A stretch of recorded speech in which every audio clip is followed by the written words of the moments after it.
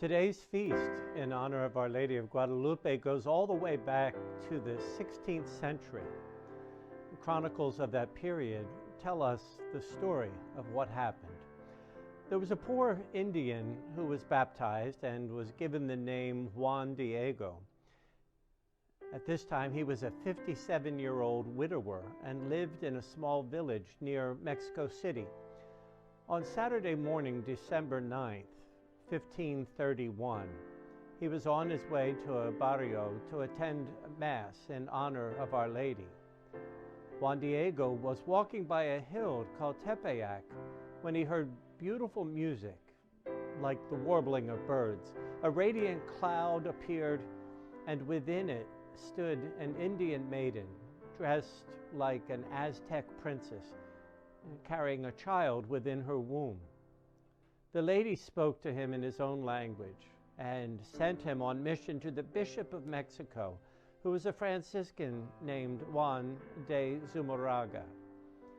He delivered the message from the lady to the bishop, and she was requesting that the bishop was to build a chapel in the place where the lady appeared. Eventually, the bishop told Juan to have the lady give him a sign before he would believe him. And about this same time, Juan's uncle became seriously ill. Poor Juan, not knowing what to do, was led away to try to avoid the lady.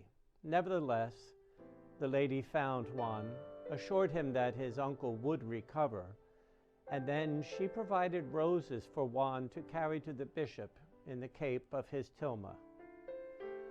On December 12th, when Juan Diego opened his tilma in the bishop's presence, the roses fell to the ground and the bishop sank to his knees. There, on the tilma where the roses had been, appeared an image of Mary, exactly as she had appeared at the hill of Tepeyac.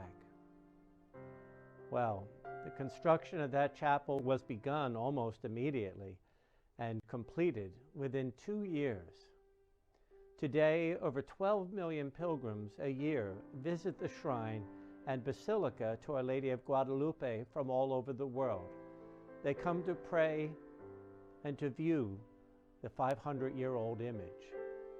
Mary's appearance to Juan Diego as one of his people is a powerful reminder that Mary and the God who sent her accept all peoples.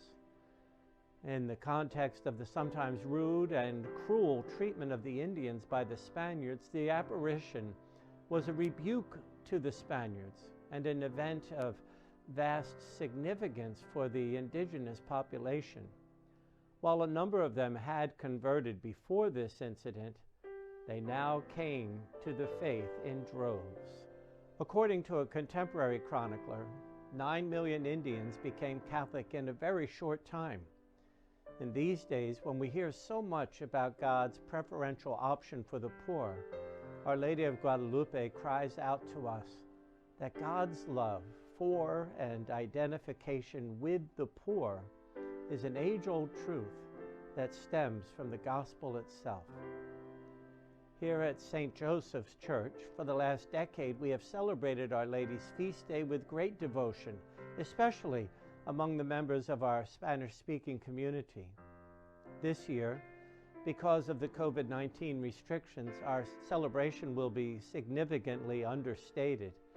But we have the hope that next year we can return to our former practice and rejoice with all our brothers and sisters as we celebrate the Virgin of Guadalupe, the patroness of the Americas and patroness of the unborn.